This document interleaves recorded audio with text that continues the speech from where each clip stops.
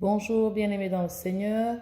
Voilà, c'est Dr Elise pour la NAF médicale, mais je vous reviens. Je vous reviens après 2 mois de silence. C'est vrai que je vous avais promis un challenge tous les mois, et on a eu un seul challenge, euh, l'aération de la maison au mois de janvier. Février et mars, nous n'avons malheureusement rien eu, je m'en excuse vraiment.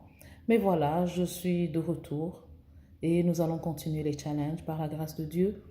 Donc aujourd'hui, je voudrais vous présenter le prochain challenge, le challenge du mois d'avril qui commence dans quelques jours. Et ce challenge concerne l'hydratation. Donc je vais vous parler de l'hydratation. Nous devons savoir que l'eau est le premier constituant du corps. Le corps humain est constitué à 60% en moyenne d'eau et cette eau est essentielle à la vie.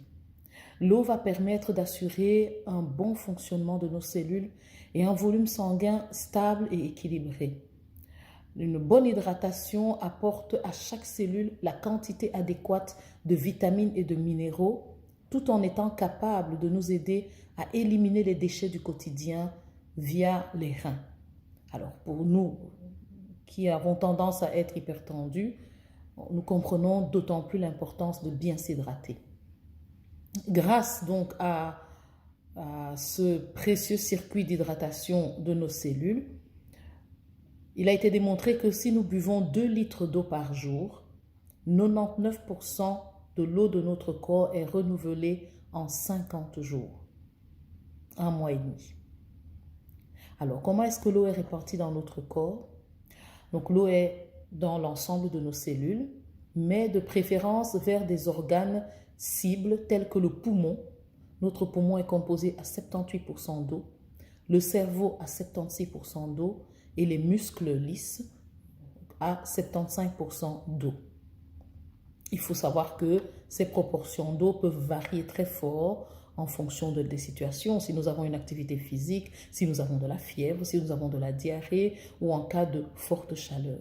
Donc, les chiffres que je vais vous donner ici sont les chiffres dans le cas idéal.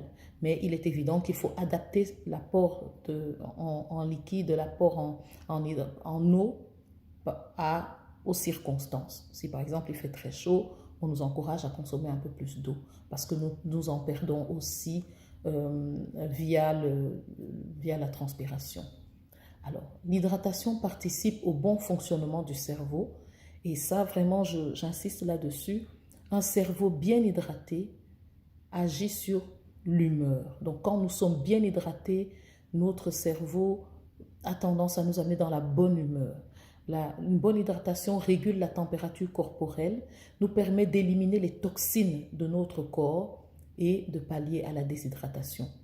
En sachant que le cerveau humain est composé à 76% d'eau, un cerveau mal hydraté devient moins fonctionnel, on a des problèmes de mémoire et on a donc une baisse des performances physiques et psychiques. Donc, l'hydratation, comme je disais pour l'aération, ce n'est pas une option. Si nous voulons fonctionner convenablement, nous devons vraiment nous hydrater comme il faut. Alors évidemment, la question que l'on pose toujours, c'est s'hydrater, oui, mais en quelle quantité? Quelle quantité? Alors il faut savoir que les recommandations internationales concernant la consommation totale d'eau, nourriture et liquide pour les hommes varient entre 2,5 litres par jour ici en Europe, 3,7 litres par jour aux États-Unis. Au Canada, c'est les pays où on a fait les études. Donc j'insiste ici, il s'agit de la quantité d'eau totale. Alors, en sachant que les aliments apportent en moyenne 700 millilitres d'eau sur une journée d'alimentation, en faisant le calcul, on se rend donc bien compte qu'il nous faut boire 1,5 litre d'eau libre par jour. Donc quand le chiffre de 2,5 litres, c'est avec toute autre source d'eau. Alors il faut savoir aussi c'est que cette hydratation varie en fonction de l'âge. Et c'est simplement parce que la composition du corps en eau est différente un peu selon l'âge. Quand on est tout petit chez les nourrissons, l'eau ne représente pas 60% de la composition du corps, mais 70%, 75%, pardon. Ça veut dire qu'un enfant doit boire beaucoup plus qu'un adulte vers l'âge de 12 ans, on passe à 60%, et quand on est chez les personnes âgées, on a 55% de composition du corps. Alors, les apports d'eau se font par 3 voies. La voie métabolique, donc ce que nous, à l'intérieur de nous, notre mécanisme à l'intérieur de nous produit un peu de liquide. En moyenne, c'est 250 à 350 millilitres d'eau par jour. Alors, le deuxième apport d'eau, c'est la nourriture. Je parle de la nourriture, pas de liquide, de la nourriture.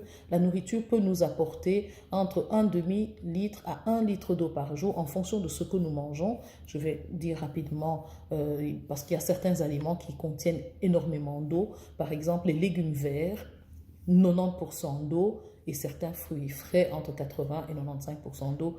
En fonction du fruit, évidemment, la pastèque, par exemple, apporte énormément, est composée à 95% d'eau. Alors, il faut savoir que les protéines telles que les œufs, la viande ou le poisson apportent aussi un peu d'eau, mais en très faible quantité. Alors, quand on a dit 2,5 litres par jour, on a enlevé la production intrinsèque, donc à l'intérieur de nous-mêmes par le métabolisme, la production par la nourriture, donc il nous reste 1,5 litre d'eau à consommer par jour. Donc, nous devons boire en eau pure et en autres types de boissons, au total 1,5 litre d'eau par jour, c'est 70 à 80% en moyenne de la quantité d'eau dont nous avons besoin. Voilà. Alors, il y a une petite chose que j'ajoute encore, les sels minéraux. Vous savez que ce n'est pas, les minéraux ne sont pas des choses que nous produisons naturellement, et donc nous avons besoin de les avoir de l'extérieur. D'où on a souvent des eaux minérales, comme on les appelle. Donc c'est de l'eau libre dans laquelle on a ajouté des sels minéraux et nous en avons besoin. Voilà. Alors, juste une petite remarque. L'organisme humain ne peut pas absorber plus d'1 litre d'eau par heure. Donc si on nous dit de nous hydrater, n'essayez pas d'avaler votre litre et demi en 1 heure, vous n'allez pas être bien. Alors quand on ne consomme pas assez d'eau, on parle de déshydratation et il y a quelques signes qui nous permettent de voir si nous sommes hydratés ou pas. Parce que oui, les gens vont dire, on a parfois l'impression qu'on a bu, mais alors qu'en réalité, l'organisme en a encore besoin. Comme je vous ai dit, en fonction des circonstances, on peut augmenter notre apport en liquide. Et les signes de déshydratation, c'est la sensation de soif, ça forcément. Quand nous avons soif, nous buvons, l'organisme a besoin d'eau. La langue rôtie et les lèvres sèches en dehors de la période d'hiver et même en période d'hiver, mais bon, en dehors de la période d'hiver où quand c'est des gerçures, quand on a la langue qui est épaisse, rôtie et les lèvres sèches, c'est qu'il nous manque de l'eau. Il faut savoir qu'une fatigue persistante peut être un signe de déshydratation. Il y a souvent beaucoup de gens qui viennent me voir en disant « je ne comprends pas, je suis fatigué ». Alors on fait des prises de sang, on voit qu'ils ne sont pas anémiques, on se pose la question, mais parfois c'est simplement parce que les personnes ne s'hydratent pas assez. Alors, un autre test de déshydratation, c'est ce qu'on appelle le pli cutané. Donc quand on pince un peu la peau, parfois la peau n'est pas tendue, elle n'est pas lisse, elle devient ridée. Elle devient ridée et les rides s'effacent très lentement. Ça, c'est ce qu'on appelle le pli cutané, qui est un signe de déshydratation. La couleur des urines, très foncée. Nous avons, la plupart de nous, constaté que les urines du matin sont souvent très foncées parce qu'on est resté un certain nombre d'heures sans s'hydrater et donc les urines deviennent foncées. Et quand on boit beaucoup dans la journée, les urines s'éclaircissent. Donc ça, je pense qu'on le comprend aisément. Les maux de tête peuvent être un signe de déshydratation parce que vous devez savoir que dans le cerveau, on a ce qu'on appelle le liquide céphalo-rachidien et tout ça est alimenté par l'hydratation que l'on apporte. Quand on n'a pas assez d'hydratation, on peut avoir un peu moins de liquide céphalo-rachidien et développer des maux de tête. Alors, il faut savoir que 1% de déshydratation entraîne 10% de performance en moins. Performance physique, performance intellectuelle, performance des aptitudes et des capacités. D'où vraiment cette importance de pouvoir réellement s'hydrater. La déshydratation nous rend plus sujets à faire des calculs rénaux. C'est pour ça que pour ceux qui travaillent dans les hôpitaux, on sait souvent que pendant la période de Ramadan, on a beaucoup de coliques néphrétiques parce que les gens ne mangent pas toute la journée, ne boivent pas toute la journée. Et donc, ça favorise la formation des calculs rénaux et ça fait très très mal. Ça, pour ceux qui en ont déjà eu, je pense qu'ils peuvent le reconnaître ici. Et le fait de la déshydratation diminue les fonctions cognitives. Donc, nous comprenons ici qu'il est très important de s'hydrater convenablement si on veut fonctionner convenablement. Alors, je termine en donnant quelques petites astuces pour assurer de l'hydratation. On peut par exemple ajouter de la saveur à l'eau. Il y a des gens qui ne supportent pas l'eau plate, qui ne supportent pas l'eau sans goût, parce que l'eau idéale, c'est inodore, incolore, transparente. Il n'y a pas de goût à cette eau-là. Bien que nos eaux minérales ont maintenant des goûts pour ceux qui savent faire la différence, mais on peut donner un goût à son eau. De préférence, essayer de ne pas la rendre calorique. Donc ici, on peut par exemple mettre un jus de citron ou un jus de pamplemousse dans l'eau. Moi, personnellement, c'est ce que je fais. Je mets dans ma bouteille d'eau un demi-citron pressé et je peux le boire. Je bois toute ma bouteille d'1,5 litre sur la journée. On peut laisser infuser des morceaux de gingembre, par exemple, frais dans de l'eau. On peut y ajouter des légumes aussi. Je connais des gens qui font ça, un mélange de fraises avec du basilic ou alors des concombres avec du thym que l'on laisse infuser. Maintenant, il ne faut pas laisser infuser pendant 4 jours. L'eau ne sera plus propre à être bue. Mais sur une journée, quand vous vous levez le matin, vous faites ça et toute la journée, ça infuse et vous buvez. Quand on n'aime pas le goût. Donc, on peut ajouter de la saveur à ce qu'on boit. On peut consommer plus de légumes et de fruits pleins d'eau. C'est une façon de s'hydrater aussi. On peut établir une routine de consommation d'eau. Ça peut aider très facilement. Chaque fois que je me lève le matin, je commence par boire un verre d'eau. Chaque fois que, ça c'est un truc que quelqu'un faisait aussi, chaque fois qu'il allait à la toilette faire pipi, il revenait, il buvait ce qu'il avait perdu. Il considérait ce qu'il avait perdu. Boire à chaque repas.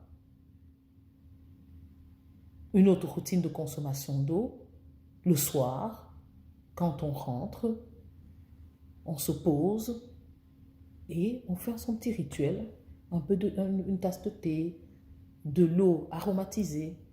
Ce sont des choses, des habitudes que nous devons avoir pour nous permettre de consommer la quantité de liquide dont nous avons besoin.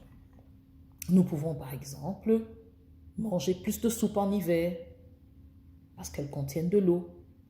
Ce sont des légumes qui contiennent de l'eau, on les cuit dans de l'eau et voilà.